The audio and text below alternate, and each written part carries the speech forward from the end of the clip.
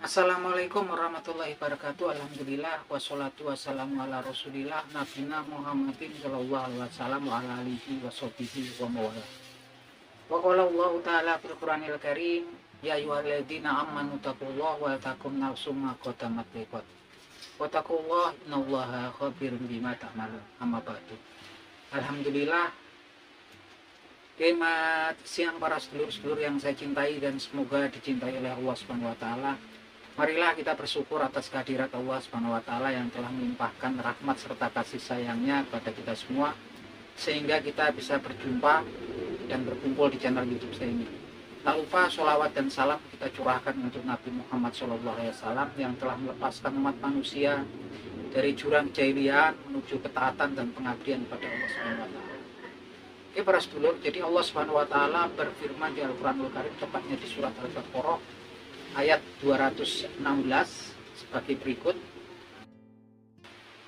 Bismillahirrahmanirrahim. Kutiba alaikumul qitalu wa huwa kurhul lakum wa asa ang takrahu say'aw wa huwa khairul lakum wa asa ang tuhibbu say'aw wa huwa syarrul lakum wallahu ya'lamu wa antum la ta'lamun. Yang artinya sebagai berikut: telah datang perintah untuk berperang pada kalian dan kalian membenci ataupun tidak suka hal tersebut, dan bisa jadi sesuatu itu kalian tidak sukai tetapi sesungguhnya itu adalah baik untuk kalian, dan bisa jadi kalian mencintai atau menyukai sesuatu tetapi sesungguhnya hal tersebut buruk untuk kalian, dan sesungguhnya Allah Subhanahu wa taala mengetahui segala sesuatu dan kalian tidak tahu. Nah teman-teman, ini adalah suatu perintah yang turun di perintah ataupun ayat ini turun berkenaan ketika Nabi Muhammad SAW hijrah ke Madinah. Jadi ketika Nabi Muhammad SAW hijrah ke Madinah dari kota Mekah, ternyata orang-orang Mekah atau orang-orang kafir Quraisy ternyata gak cukup kemudian Nabi Muhammad SAW menghindar dan hijrah ke kota Madinah. Mereka kemudian berusaha untuk mengejar dan untuk membinasakan Nabi Muhammad SAW yang tinggal di kota Madinah. Sehingga turunlah firman-Nya Allah Subhanahu wa taala di surat Al-Baqarah ayat 216 ini yang mewajibkan kemudian mereka memerintahkan orang-orang di kota Madinah, pengikutnya Nabi Muhammad SAW, untuk bertahan, untuk berperang menghadapi para invader yang datang dari kota Mekah ya teman-teman. Nah para pengikut Nabi Muhammad SAW di kota Madinah ini sahabat-sahabat Ansor yang baik Ansor ataupun Muhajirin ini orang-orang yang taat dan patuh ya teman-teman. Mereka kalau ibadah juga taat gitu kan, sholat taat, kemudian melakukan zakat juga taat, melakukan puasa juga taat gitu kan. Tapi ketika datang perintah untuk berperang, datang kerisauan di beberapa pengikutnya Nabi Muhammad SAW. Mereka juga berpikir karena perang ini kan taruhannya nyawa gitu kan, dan mereka kalau sampai kemudian mati atau meninggal dunia tentunya akan meninggalkan harta kekayaan, keluarganya, segalanya, sehingga banyak juga yang risau atas turunnya perintah tersebut. Kemudian turunlah ayat ini untuk meyakinkan bahwasanya kadang-kadang kita melihat sesuatu itu buruk untuk kita, tapi sesungguhnya itu suatu kebaikan yang sangat besar dari Allah Subhanahu wa taala untuk kita. Dan kadang-kadang kita melihat sesuatu itu baik untuk kita gitu kan, padahal itu sesuatu yang buruk untuk kita. Karena memang pada dasarnya Allah Subhanahu wa taala yang tahu segalanya, dan kita ini sebagai makhluk ciptaannya nggak tahu gitu kan. Dan dulu sampai kemudian turun ayat salah satunya yang memberitahukan bahwasanya sekalipun mereka menghindar kalau takdir kematian itu sudah datang, mereka tidur di tempat tidurnya pun juga tetap akan meninggal pada saat itu. Seperti yang diberitakan Allah Subhanahu wa taala di Al-Qur'anul Karim sebagai berikut. Bismillahirrahmanirrahim. Qul la yusibana illa ma kataballahu lana wa maulana wa 'alallahi falyatawakkalul mu'minun. Katakanlah bahwasanya yang menimpaku, tidak ada sesuatu pun yang menimpaku kecuali yang sudah Allah Subhanahu wa taala takdirkan untukku.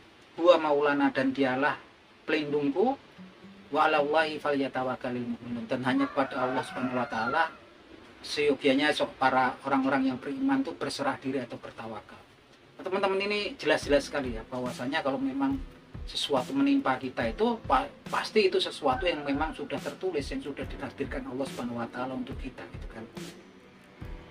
Yang jelas sampai kemudian di hadis Nabi Muhammad SAW pun menjelaskan bahwasanya segala sesuatu ini memang sebagian yang memang sudah ditakdirkan, nggak sebagian, hampir semua itu sudah ditakdirkan oleh Allah Subhanahu wa taala. Dalam sebuah hadisnya Nabi Muhammad SAW menjelaskan hal ini yang bunyinya sebagai berikut. Bismillahirrahmanirrahim. Wa inna sobaka sayun fala taqul law ana fa'altu kana kaza wa kaza walakin kul qadarallahu wa ma sya'allahu fa'al wa in law taftahu amala syaitan wa in asubaka, yang artinya sebagai berikut. Wa in asobaka sayun, apabila sesuatu menimpa kalian kan, fala taqul, maka jangan katakan lau ana fa'altu, seandainya aku melakukan ini, karena kaza wa kaza, hal tersebut, hal itu dan hal ini nggak akan terjadi gitu kan. Walakin kul, katakanlah, tetapi katakanlah qadarullah, ini adalah takdirnya Allah Subhanahu wa taala untukku. Wa masya Allah fa'al, dan Allah Subhanahu wa taala bertindak sesuai dengan kehendaknya. Wa in lau, dan kata kalau ataupun seandainya itu, taftahu amala syaitan, akan berikan kesempatan untuk beraksi, untuk menggoda kita, mengganggu kita. Nah ini sangat jelas sekali ya, sampai dikatakan kalau sesuatu menimpa kita gitu kan, nggak boleh kita mengatakan bahwasanya kalau saya melakukan ini itu nggak akan terjadi gitu kan, tapi suruh mengatakan qadarullah, ini adalah takdirnya Allah Subhanahu wa taala, dan Allah itu melakukan segala sesuatu sesuai dengan kehendaknya. Dan kata-kata kalau seandainya itu akan membuka peluang untuk setan kemudian untuk menggoda kita. Yang jelas teman-teman, dalam kehidupan kita sekarang kan kadang-kadang kita menyesal, waduh, seandainya saya kemarin ini gitu kan, nggak kesono gitu kan, tentu ini nggak akan terjadi gitu kan. Bahkan kadang-kadang di perjalanan hidup mungkin ada beberapa dari kita gitu kan, kok saya sering sakit terus, usaha kok kayaknya bangkrut terus gitu kan, penyakit saya nggak sembuh-sembuh. Jangan pernah kemudian berprasangka hal tersebut membawa berprasangka buruk kepada Allah Subhanahu wa taala, karena berdasarkan ayat Al-Baqarah, dari surat Al-Baqarah ayat 216 sudah jelaskan bahwa segala sesuatu yang kita kadang-kadang kita anggap buruk itu sesuatu yang baik untuk kita. Kita hidup ini kan di dunia dan di akhirat. Bisa jadi kemudian kita sakit, mengalami musibah, kesialan. Kalau kemudian kita tetap bertawakal pada Allah Subhanahu wa taala, itulah sebagai sebab untuk menghapuskan dosa-dosa kita yang sudah kita lakukan dan dihapus di muka bumi dengan datangnya musibah ataupun bala ataupun kesulitan kita di muka bumi.